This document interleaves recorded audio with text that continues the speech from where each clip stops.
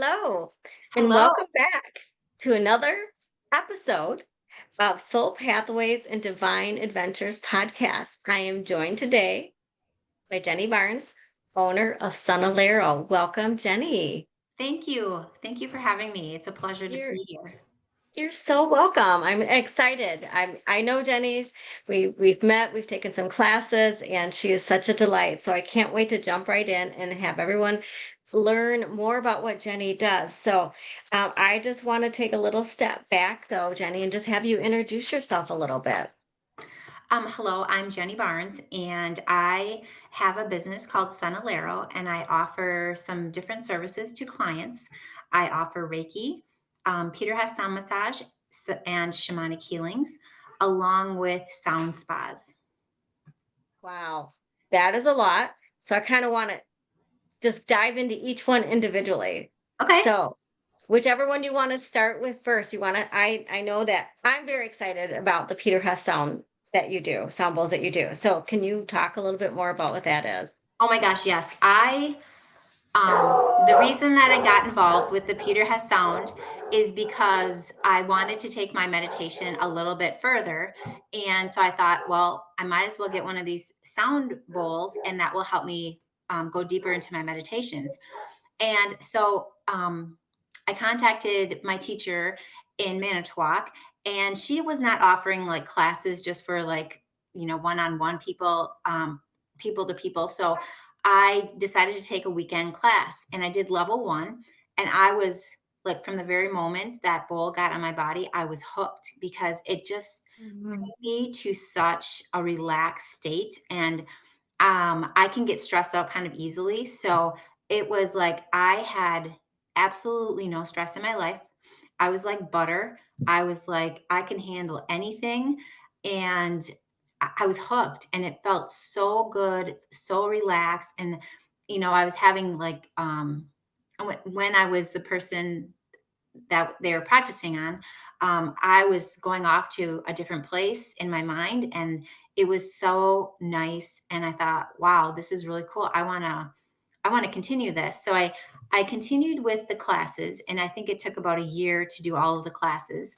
Um, and I finished up and got certified, and I'm so glad I did because it has not only it helps my clients get relaxed and sleep better and just feel really good and get into a good mindset, but it also helps me as well because when those vibrations are going, when I tap the bowl on the person, because I the person is fully dressed, and I place these bowls, and I have one of my bowls right here. I was just going to ask, like, yes, what do they look like? Yeah, Okay. this is my universal bowl, and I gently tap it like that. Okay. And I'm not I sure. can hear that. I can hear it. Well, I have my hand on underneath, and I can feel there's vibrations that are going. And so when I place these on the body, you're fully clothed. Um, I can feel the vibrations just standing there. So Okay. I think this is so super cool because some people don't like to be touched. If you like to go to massage, have a massage because you have an area of your body that is causing you grief, like you have tight muscles or you have a little pain in your back or whatever, go to the massage lady, and she'll like work those knots out. Some of us don't like to be touched. So if I use those bowls on a person, I'm not touching them with my human hands. I'm using the bowls. So it makes some people feel a little bit more comfortable getting services um, Yeah. like this. So I just love this, and I will tell you, my husband, he sometimes has back problems, and he's okay with me telling people this. I will put the bowls on his back, and I know I'm not Oh, wow. touching his back. Like it's not like, oh, he gets off the table and he's instantly cured. However, he will feel a lot better afterwards. It'll be looser, and his recovery, because he can just like sneeze or bend a little bit funny, and then his back is bothering him for it could bother him for a week or so. But by using the bowls on it, he heals faster, and he gets back to normal faster with the bowls. That is amazing. So for our viewers who are going to watch is this, so it's different than the crystal sound bowl. like that I do, because those are, on a mat in front of people. You actually take the Tibetan bowls and you put them right on the person, Yes. right? Right on the stomach. Right on the stomach, right on the chest, right on the bottoms of their feet. And these bowls were created by Peter Hess. He is the founder of this Okay. practice. And they were specifically made so that they vibrate. And they're made with different metals and stuff like that. So his method is all based on science. Okay. So there's there's research out there. The one that I found that is really fascinating, because we have some family members that have Parkinson's. They did a research project on Parkinson's patients that shake. And after, I can't remember the exact detail of it, the number, but after so many, like 10, 12 weeks of doing this every week on the same day, a full 45-minute session, the patients found a little break in their trembling. And yes, Wow. stop it completely, and they weren't healed for Parkinson's, but they did give them a little break, in that trembling, which is wonderful. Like, It's it's amazing. My mom had Parkinson's and she passed away from complications of Parkinson's. And then my stepdad also had some Parkinson's at the end as well. So, boy, man, I wish I'd known this stuff way back. That it's like, wow, that is amazing. So, do you practice this on patients with Parkinson's yet, or um, I my aunt, I do use the bowls on her. okay, Not on a regular basis because we have other services that we are using for her. We have Reiki, we have massage with her with your hands. I do use this. I did use this when a family member was visiting from out of state. He was having some restless leg syndrome, and he had a lot of pain in his lower legs, and his legs were just so jumpy, and he had it was hard for him to calm down, and at night he would be so uncomfortable that he couldn't like enjoy being with us because of the pain and discomfort. So he would go lay down in his room, and I said, "Why don't I try this? Like, let me try this on you." yeah, And he was with me for 5 days, and every night I think I did it for like 45 minutes, and he found relief. His legs literally calmed down. So I just thought that was so cool that that's amazing. some relief for a little bit of time. So Are there different size bowls that you work with, or do you just have that one size that you showed me? there are 3 different ones that we use in a basic, Peter Hess Sound Massage. This Okay. is the universal bowl. We Okay. have a heart bowl that's a little bit bigger and a little bit heavier, and then we have the belly bowl or the pelvic bowl, some people call it, and that's a lot bigger. And you can have 2 bowls on you at once. Sometimes I use all 3 bowls. I'll put 1 bowl, right here underneath your breastbone, and then I'll put 2 bowls off, on a little stool on your lined up with your shoulders, and I use kind of a triangle to bring all of the energy to the center, and then I take that and I tap so that the energy goes out and Okay. disperses. So yeah, there are 3 different bowls. There's many other bowls like little bowls, but I only have the three sizes because that's what I use in the basic Peter Hess. Okay. Okay. That is awesome. I'm so intrigued by that. So something different than what I do. So let's switch gears a little bit. So you said you do shamanic healing too. Can you talk a little bit about what a session of that includes? Each shamanic healing session is different. It's based on the needs of the client and what they're trying to, the purpose of the session, what their goal is. I use drumming. I sometimes bring in my Peter Hess Sound Massage. Depends on what I'm being guided to use. Um, Okay. I use a bunch of different sounds. I use Reiki in it sometimes too.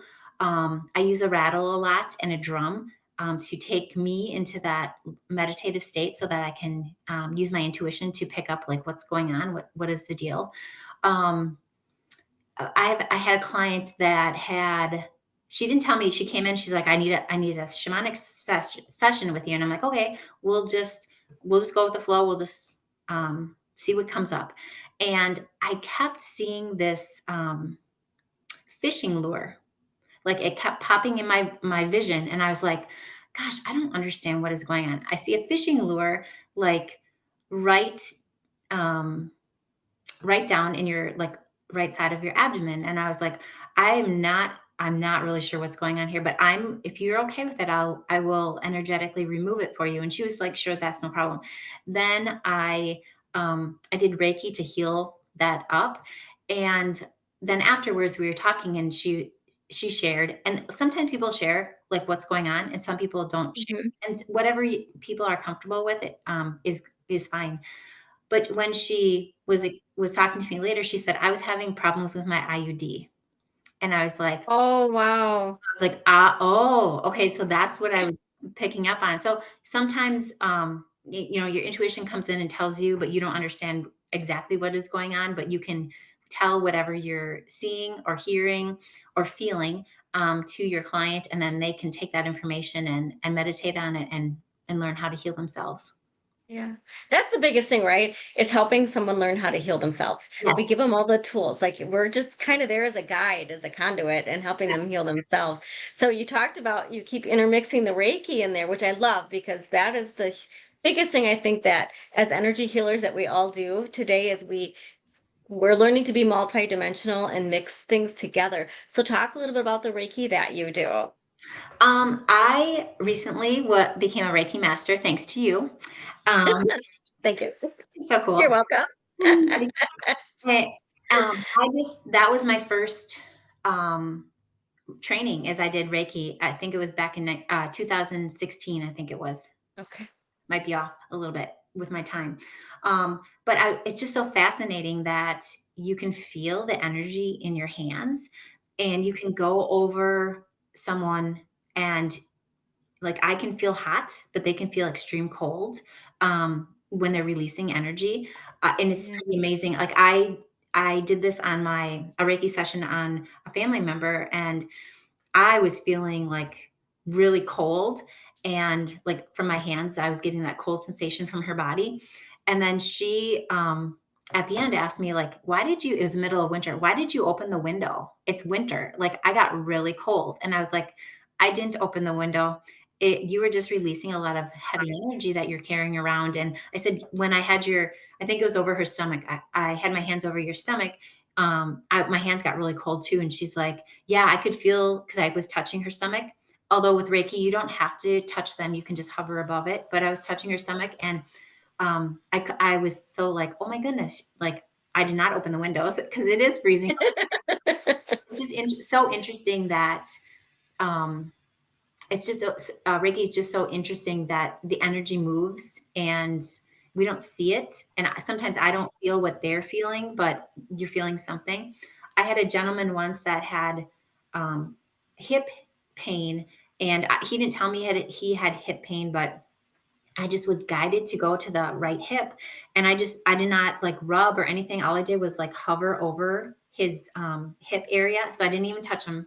And at the end, he's like, that really felt good when you were massaging my hip. And I was like, I was Oh, not wow. massaging your hip. I'm like, I want to be clear here. I was not massaging your hip. I did not even have my hands over you or on you. I had them over you. So it's just so interesting how it affects our body and what we feel. I love that. Yeah. I love that. Oh, and I love that you have all those different modalities and then you can mix them all together when you're doing a session on a client to just understand what they need the most at that time. Mhm. So, do you practice? Where do you practice? Do you practice out of your home or do you have an office or? I do practice at my home for my family, and Okay. then I also practice on at Evolve Health and Wellness out in Wrightstown, and then every Wednesday starting at 4 o'clock, I practice at Arabella Spa and Salon in Ashwaubenon on Holmgren Way. That is awesome. And we'll have all that information at the end and some links so that people know how to find Jennie and make an appointment with her. That is amazing. So, we've talked a lot about what you do. So, um, I want to take a step back with your business name because I love how you created that name. And I would love the audience to hear that story. Sure. I had at first I had a business name of Joyful Being, but I had to change that.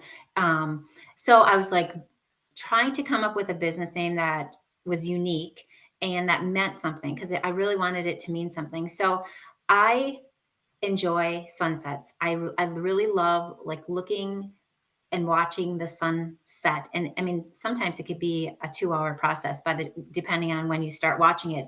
But I just feel so much peace as I watch the sunset because I think of all the wonderful things and blessings that I had in my life during the day.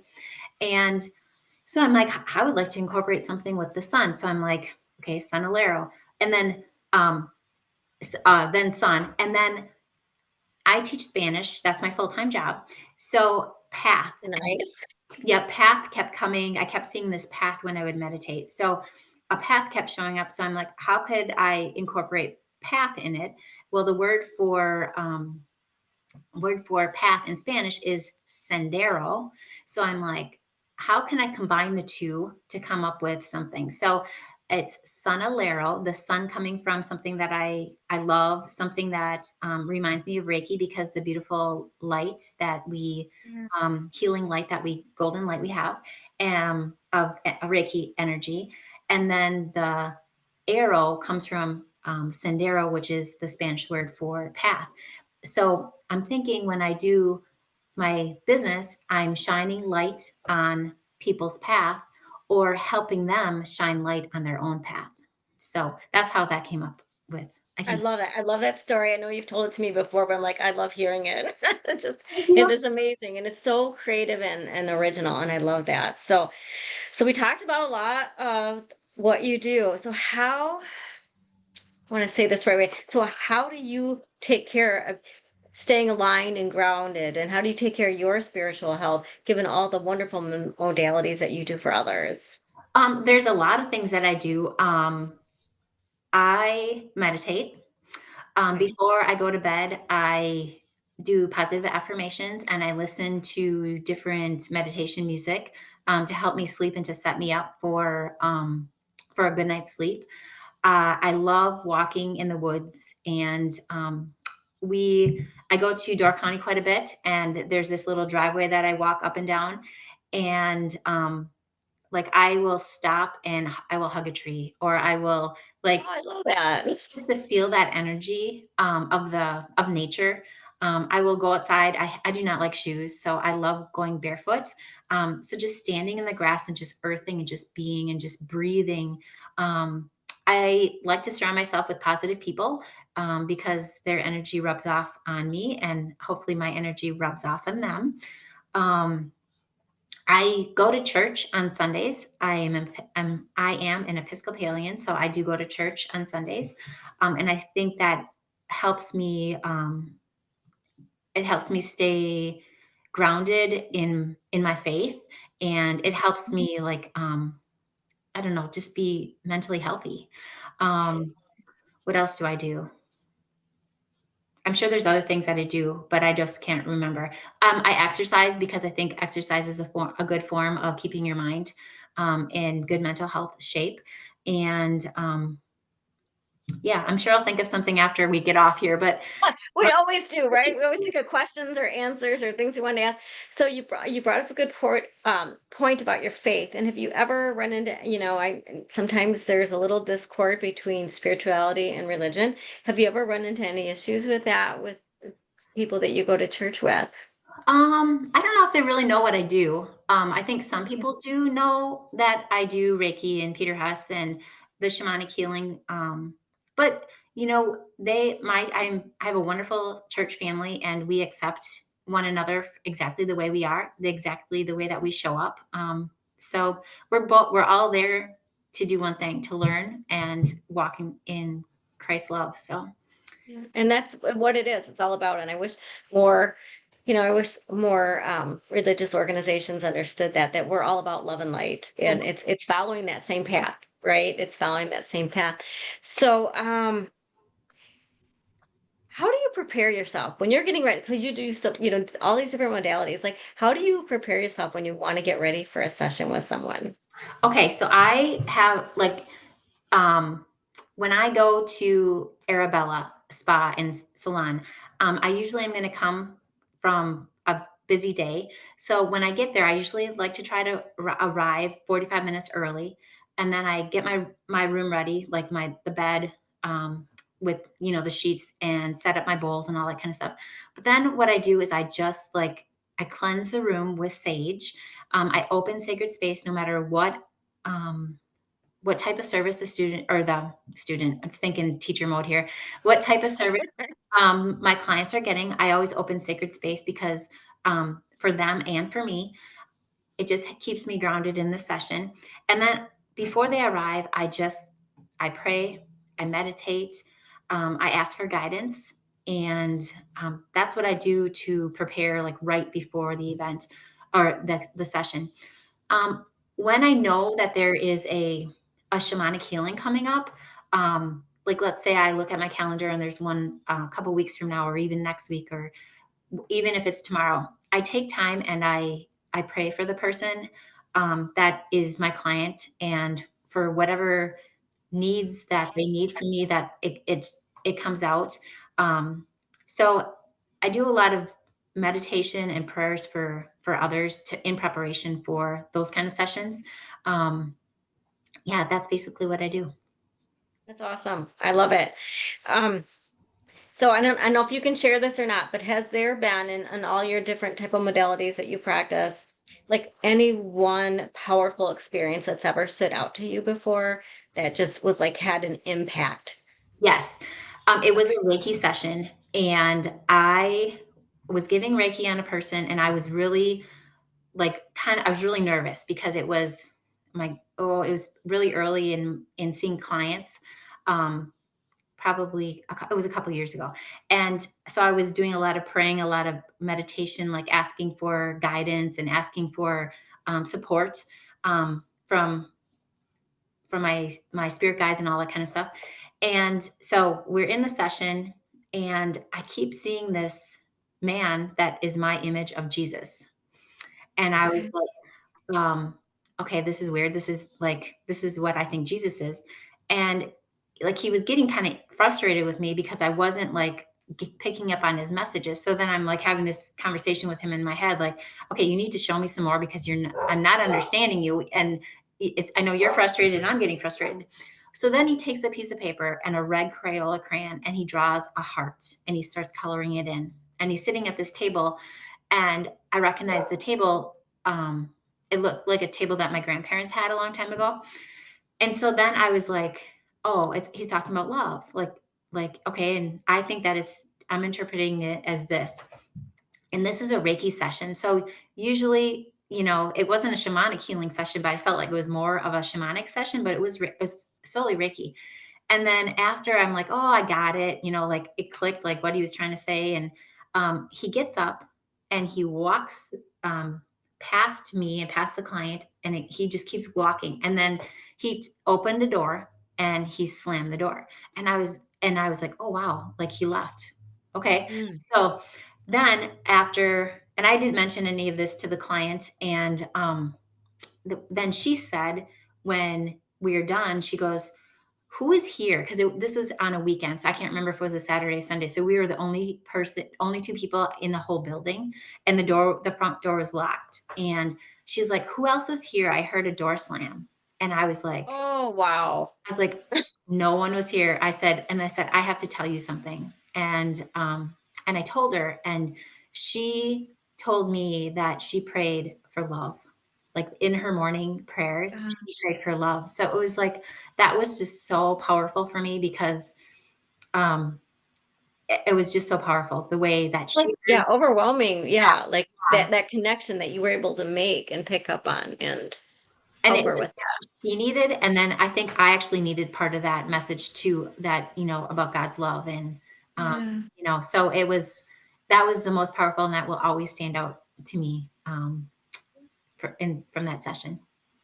That's awesome. I love that story. I don't think I've heard that one before, but I love it. So when we talk about soul adventures and divine pathways, so what I'm gonna go in reverse order here. So what kind of led you down this divine pathway to this spiritual path that you're on now?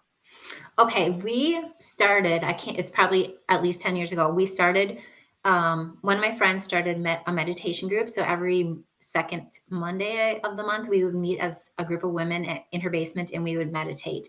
And then she started teaching Reiki. So then we are like, okay, teach us Reiki. And we did Reiki 1 and Reiki 2.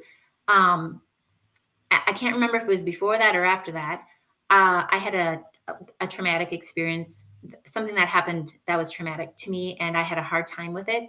And I went through the traditional counseling and all that kind of jazz to feel better, and it just wasn't making me feel better. It just kind of was making me feel worse. So she suggested a shamanic healing. So I did a shamanic healing with her. And after one session, I was like, I cannot believe how good I feel. Like the pain is there, but it's not as strong. And I just, every day after that, I just kept feeling better and better and better. And um, so that kind of got me like, oh, this is really interesting that there's different ways to heal. And that's as far as I took that. And then a couple of years later, I was like, I don't know what's wrong. I just feel like something is off with me.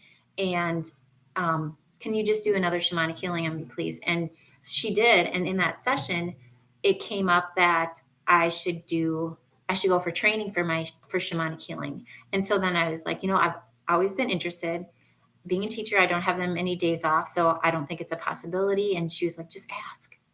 They can say no, but they could say yes. So I Right. did, and they said yes, and I was able to do the training and complete the training. Um, and then I was just like, this is so cool. This is just awesome. The way that we can heal, and everyone's different. So there's a lot of different ways, modalities of healing. And maybe I never had any intention of seeing clients. I was just being selfish and doing everything for me. Like this Sure. Reiki was for me. Yeah, and I did it on my kids and my husband, but I was doing it for me. And the shamanic healing was just, I was really interested in the Peruvian shamanic healing because I teach Spanish, so Peru is like one of my favorite places to go. Um, then like I said earlier, I wanted to take my healing or my meditation deeper. So then I did the Peter Hess Sound Massage. Um, and then my friend was like, you want to use my room while I'm gone? And I'm like, yeah, sure. Could I use your bowls? Because I have to practice. And at that point, I was like, I just bought the universal bowl because I just was doing it for meditation. And I said, Right. well, I have to, if I'm going to continue, I have to have a set of bowls, and they're rather expensive. So I didn't want to invest a lot of money into it until I really knew what I wanted to do with it. And once I started seeing clients and practicing on them, I'm like, I love this. And when she came back, I was like, I'm so sad. I do not want to stop this. And she's like, you don't have to. We'll figure out a way. And so I don't know what day it was, like Tuesday. Every Tuesday I would see clients and practice. So that was so cool. I'm so blessed to have this person in my life as my mentor and my friend. So she encouraged me when I didn't know I needed encouragement. And it was, yeah, that's the path I'm on.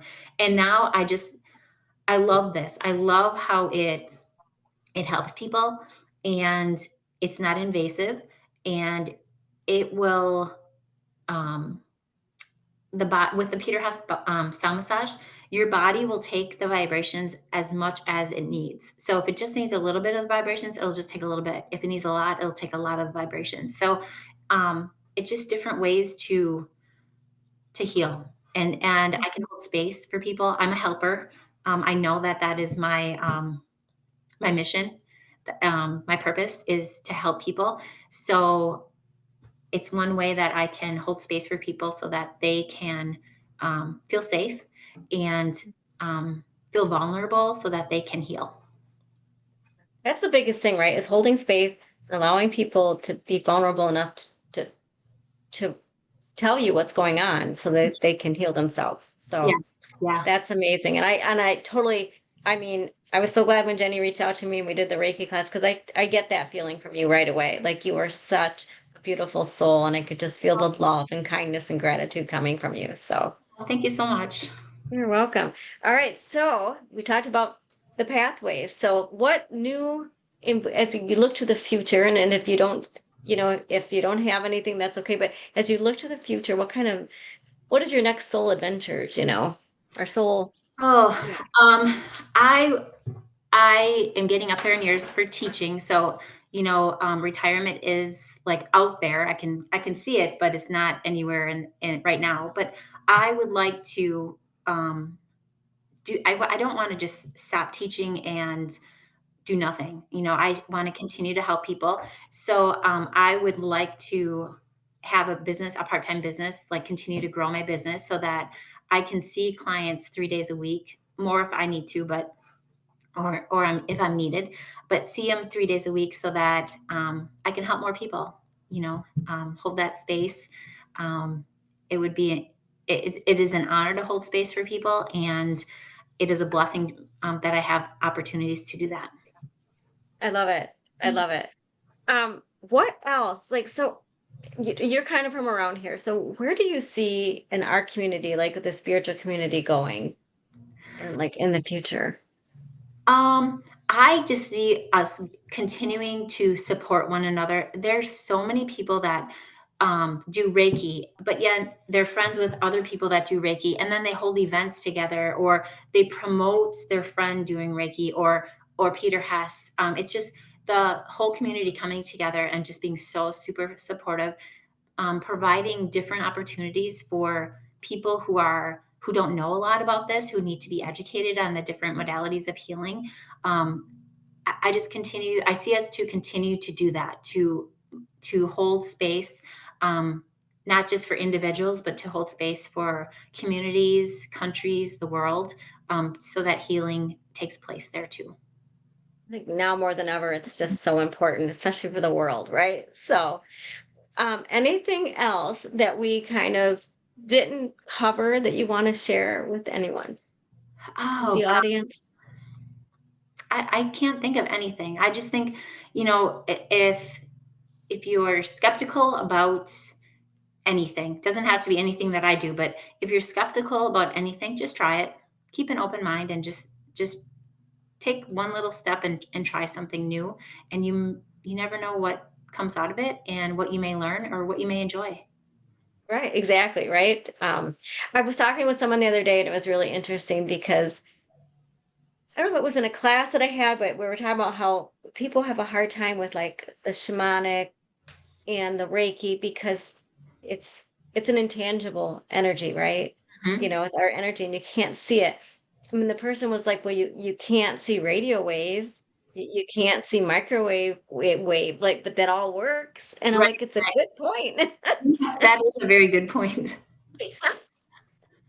So, thank you so much, Jenny, for sharing your story with us today. I'm excited to see where you're headed with your future and everything that you're doing. We're going to get everything out there so people know where you practice at and how to contact you. And yeah, I'm just so excited for you. Thank you so much for your support and for doing this. I greatly appreciate this. You're welcome. All right. Well, we're going to sign off for now until the next time.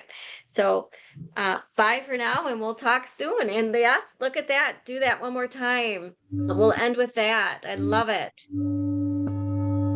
Oh, I love that sound. All right. Namaste, everyone.